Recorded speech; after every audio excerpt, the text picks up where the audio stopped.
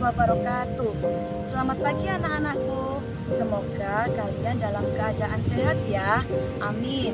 Anak-anak, di sini Ibu akan menyampaikan materi kelas 3, pelajaran 12, poin B. Kisah keteladanan Nabi Ismail alaihissalam. Sebelum materi kita mulai, mari kita membaca basmalah terlebih dahulu. Bismillahirrahmanirrahim. Ayo, anak-anak, kita simak materi dengan baik ya. Kisah keteladanan Nabi Ismail alaihissalam. Hijrah Nabi Ibrahim alaihissalam bersama Siti Hajar dan Ismail ke Mekah. Nabi Ismail adalah putra dari Nabi Ibrahim alaihissalam dan Siti Hajar. Setelah menerima perintah dari Allah, Nabi Ibrahim mengajak Hajar dan Ismail pindah ke Mekah.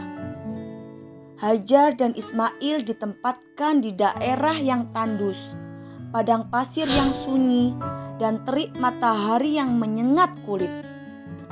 Tidak ada seorang pun di tempat itu kecuali mereka berdua. Sesampai di sana, Nabi Ibrahim meninggalkan Hajar dan Ismail kembali ke Palestina. Saat perbekalan habis, Hajar kebingungan mencari air. Ia mencari ke sana kemari. Peristiwa yang dilakukan Hajar disebut sa'i, yaitu lari-lari kecil antara Bukit Sofa dan Marwah. Ismail terus-menerus menangis dengan menjejak-jejakkan kakinya di atas tanah hingga keluarlah mata air. Sumber mata air tersebut diberi nama Zam-Zam. Mata air ini tidak pernah habis, meski sudah ribuan tahun terus digunakan dan dinikmati banyak orang di seluruh dunia. Ismail tumbuh menjadi anak yang sehat dan cerdas. Nabi Ibrahim alaihissalam menyembelih Ismail. Setelah beberapa tahun, Nabi Ibrahim meninggalkan Hajar dan Ismail di padang yang tandus. Ia kembali ke Mekah. Saat melakukan perjalanan, beliau beristirahat di Musdalifah karena kelelahan. Dalam tidurnya, beliau bermimpi diperintah oleh Allah Subhanahu wa Ta'ala untuk menyembelih Ismail. Saat tiba di Mekah, Ibrahim menceritakan mimpi tersebut kepada Ismail. Perintah tersebut disepakati oleh Ismail dan akhirnya Nabi Ibrahim membawa Ismail ke sebuah bukit. Ismail merebahkan tubuhnya di atas batu. Di saat Nabi Ibrahim menghurus pedang sambil menutup mata, ia mengenakan pedangnya ke leher Ismail. Namun mukjizat pun terjadi. Nabi Ibrahim terdengar suara domba. Ternyata yang disembelihnya adalah seekor domba. Ismail telah digantikan seekor domba oleh Allah Subhanahu wa Ta'ala. Dan peristiwa ini disyariatkan ibadah kurban atau peringatan Idul Adha. Nabi Ibrahim alaihissalam dan Ismail membangun Ka'bah.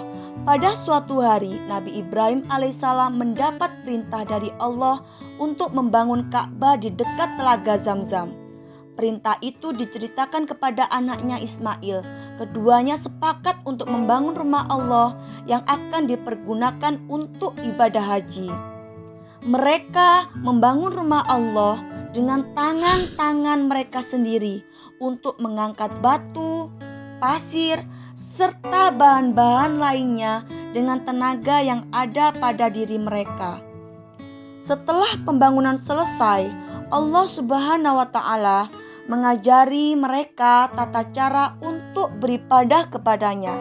Dan inilah disebut bangunan Ka'bah atau rumah Allah yang hingga saat ini merupakan kiblat umat Islam.